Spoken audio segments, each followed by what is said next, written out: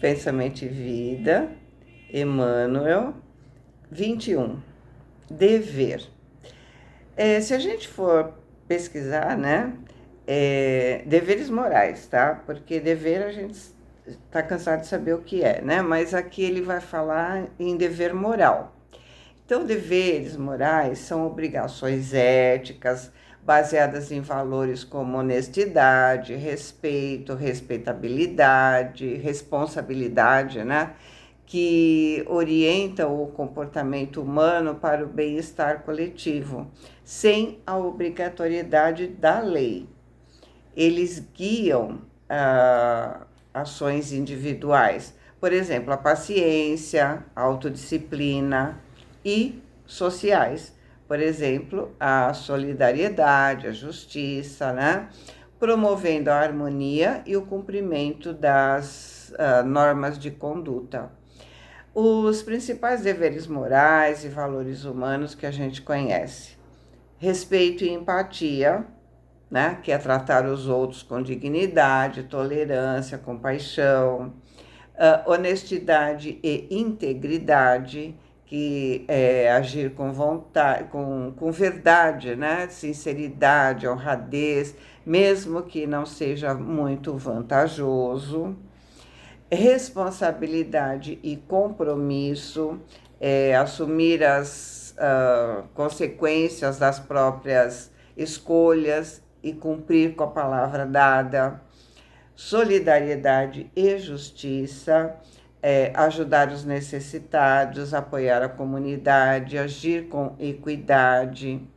Cidadania, votar conscientemente, proteger o patrimônio público, cuidar da natureza, honrar os compromissos, respeitar os pais, amar o próximo, não causar assim dano intencional. Os deveres morais são diferentes das leis porque são internas, estão na nossa consciência e não imposta, né, por coerção física, por, ai meu, se eu não fizer isso, então vai me acontecer aquilo, né? Embora sofram pressão pessoal. Ou seja, eu posso cumprir os deveres no trabalho, na sociedade, enfim, apenas para não sofrer as consequências. Não porque eu sou consciente desses deveres. Eu só modifico, só crio novos hábitos se eu sou consciente do que eu faço. Só assim eu tenho força, disciplina, perseverança para modificar meus hábitos, para ter novos hábitos.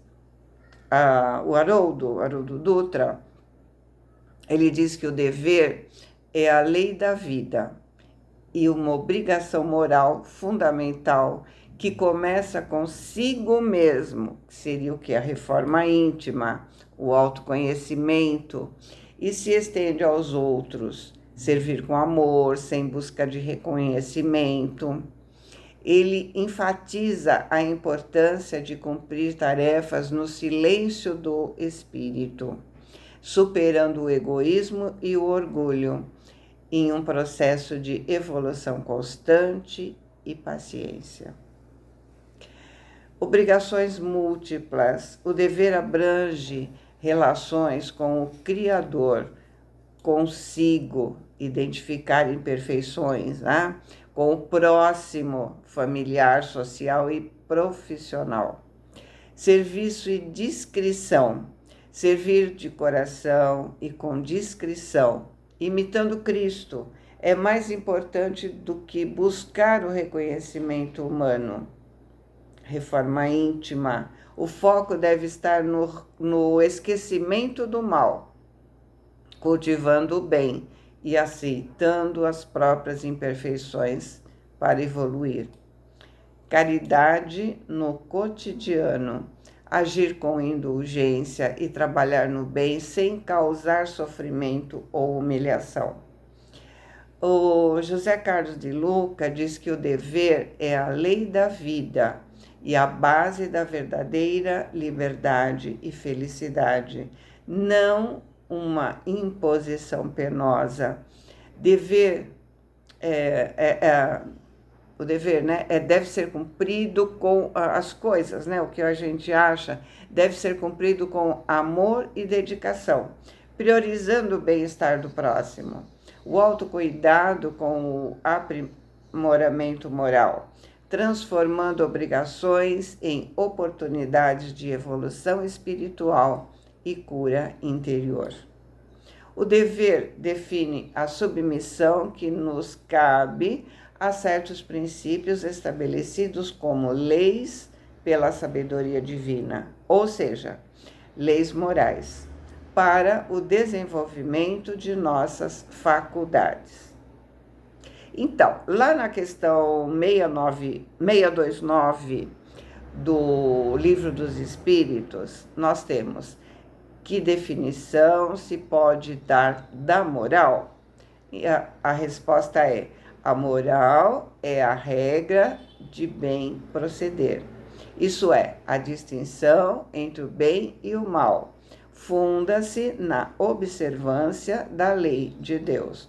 O homem procede bem quando tudo faz em vista e pelo bem dos outros, de todos. Porque então cumpre a lei de Deus. É uma adesão voluntária ao cumprimento dessa lei moral. Uma coisa é eu cumprir o meu dever sem entender os princípios dessa lei. Eu posso simplesmente querer estar bem na fita, como se diz. Estou querendo reconhecimento, status. Outra coisa é eu cumprir o dever movida pela consciência, movida pelo meu livre-arbítrio. As vitórias alcançadas pelo que fazemos podem não serem vistas por ninguém. Ela envolve autocontrole, força de vontade e a habilidade de adiar gratificações imediatas em busca de objetivos elevados. Para viver em segurança, ninguém desprezará a disciplina. Então, como Emmanuel disse para o Chico, né? Disciplina, disciplina e disciplina. Essencial para o estudo, o trabalho no bem e a conduta equilibrada. É a ferramenta de autoeducação e transformação moral, definida não como uma imposição externa, mas como uma obediência racional e voluntária às leis divinas, amor e caridade. É o alicerce para o aperfeiçoamento espiritual, envolvendo o controle do pensamento, emoções e ações para seguir Jesus como modelo. A disciplina é o esforço perseverante para domar as próprias imperfeições, usando a vontade para sintonizar com os bons espíritos e evoluir.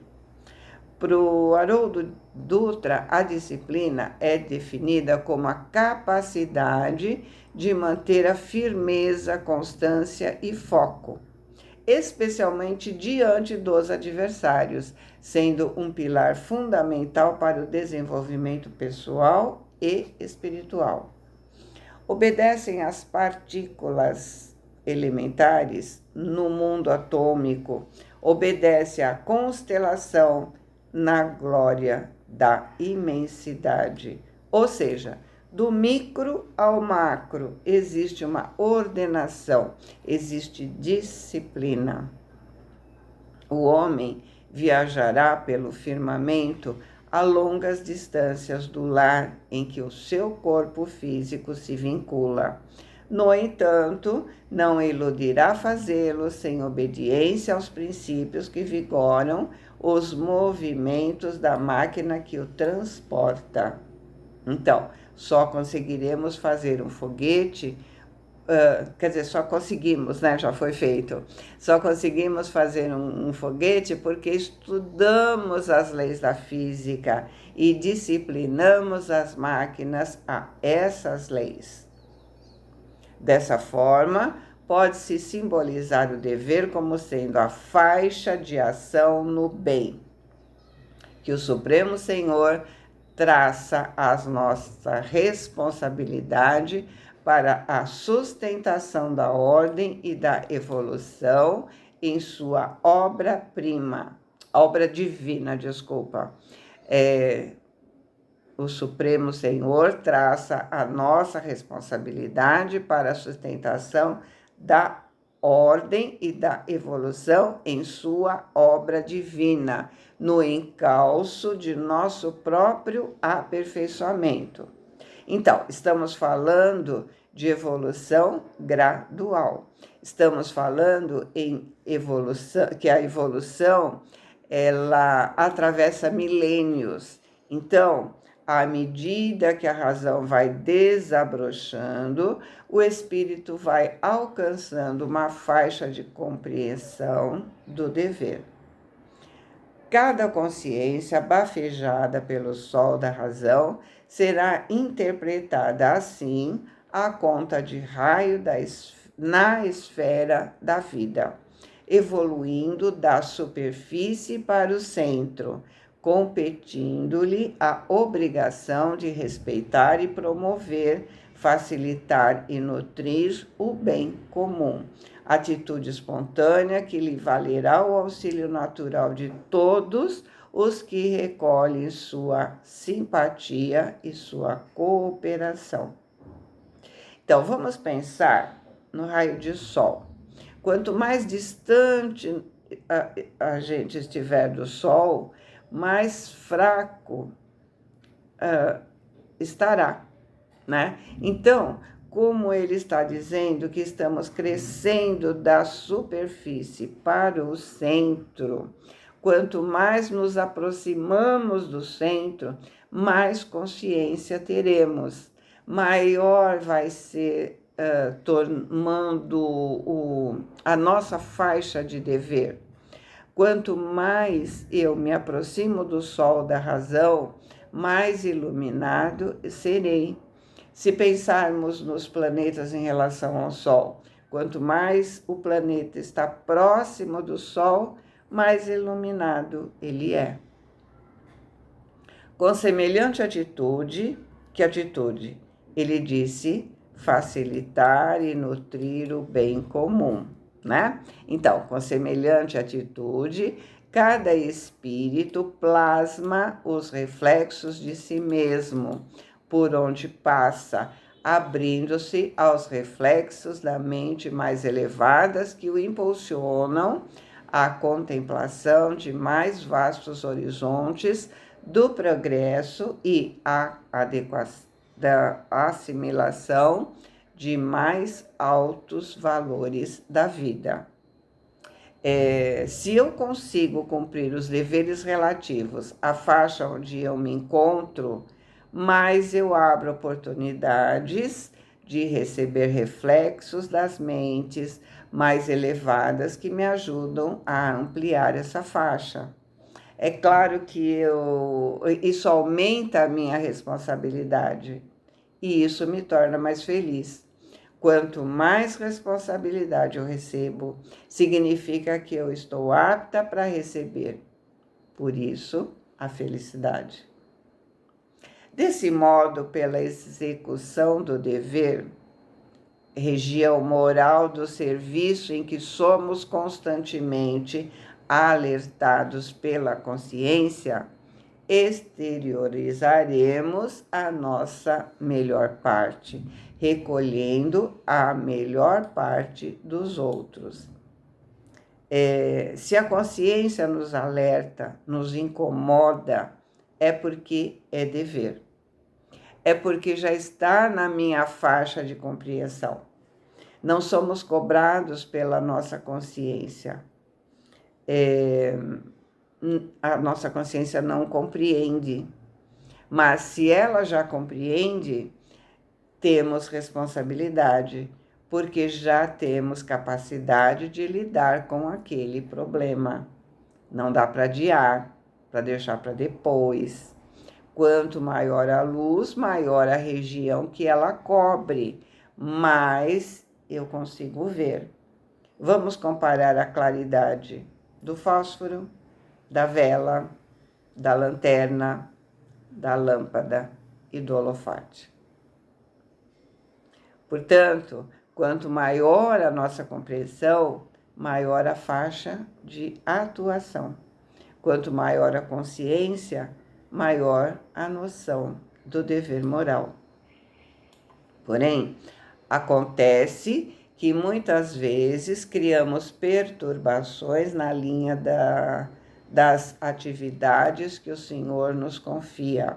E não apenas desconjuntamos a peça de nossa existência, como também colocamos em desordem muitas existências alheias, desajustando outras muitas peças na máquina do destino. Então, quando a consciência foge ao dever a ela apresentado, ela não prejudica apenas a si mesma, prejudica todos ao seu entorno. Porque a lei moral abrange os indivíduos de nosso entorno. A gente sabe que quando um ser se eleva, eleva o mundo. Então, quando ele se complica, ele também complica o mundo. Não somos uma ilha, influenciamos uns aos outros. Então, se eu sou infeliz, eu torno infelizes os que convivem comigo. Então, ao não cumprir o meu dever, eu prejudico a minha família, os meus colegas de trabalho, enfim, todos aqueles envolvidos comigo. Ao divulgar a maledicência, por exemplo, estou envolvendo pessoas. Então, não estou prejudicando só a mim, mas todos aqueles que se envolvem naquilo que eu estou fazendo. Quando eu convido pessoas a partilharem de meu vício, eu estou assumindo responsabilidades com todos aqueles que eu estou envolvendo. E muitas vezes se arrastará para uma outra existência. Olha o que ele diz. Surge então para nós o inevitável constrangimento à luta maior que podemos nomear como sendo o dever regeneração, pelo qual somos levados a produzir reflexos inteiramente renovadores de nossa individualidade, à frente daqueles que se fizeram credores das nossas cotas de sacrifício. Ou seja, sujou, tem que limpar. Bagunçou, tem que arrumar. É dessa maneira que recebemos, por imposição das circunstâncias, a esposa incompreensiva, o esposo atrabiliário, melancólico, ou que se enfurece facilmente, o filho doente, o chefe agressivo, o subalterno infeliz, a moléstia pertinaz ou a tarefa compulsória a benefício dos outros, como gleba espiritual para o esforço intensivo na recuperação de nós mesmos.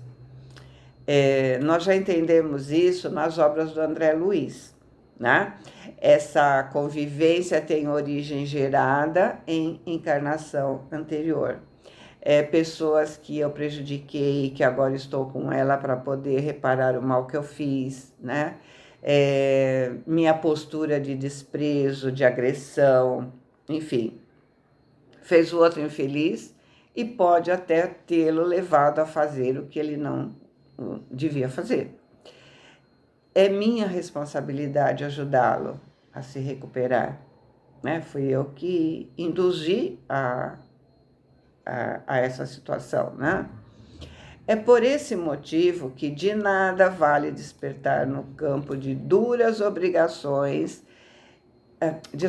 É por esse motivo que de nada vale desertar do campo de duras obrigações e que nos vejamos sitiados por força dos acontecimentos naturais do caminho, de vez que na intimidade da consciência, ainda mesmo que a apreciação alheia nos liberte deste ou daquele imposto de devotamento e renúncia, a razão ordena que estejamos de sentinela na obra de paciência e de tolerância, de humildade e de amor, que fomos chamados intimamente a atender. A situação está difícil? Olha o que ele diz: de nada adianta fugir da situação, porque a consciência sabe o que precisa ser feito.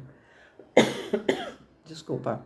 Então, mesmo que os outros nos aconselhem a sair da situação, e muitas vezes é o que nós queremos, apoio para seguir a nossa tendência de fugir dos problemas, devemos ouvir a nossa consciência e fazer o nosso melhor. Desenvolver a paciência, a tolerância. Lembremos que ninguém está com quem não deve estar. Ninguém está no lugar errado. Se a situação é difícil, mas dá para contornar, devemos insistir. Mas se a situação é insuportável, né, insustentável, há a possibilidade de se resolver em outro momento, claro.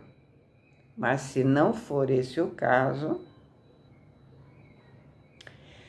sem isso, apesar da aparência legal do nosso afastamento da luta, somos invencivelmente onerados por ocultas sensações de desgosto diante das nossas próprias fraquezas, que, começando por ligeiras irritações e pequeninos desalentos, acabam matriculando nosso espírito nos institutos da enfermidade ou na vala da frustração.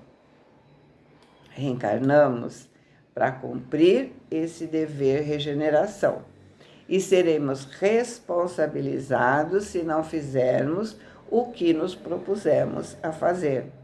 Então, se ao orarmos sinceramente e a voz interior disser é possível ficar, fiquemos. A não ser que o instinto de conservação nos mostre que não dá para ficar. Aí é melhor não ficar. Ok? Boa semana. Fiquem com Deus. Amo vocês.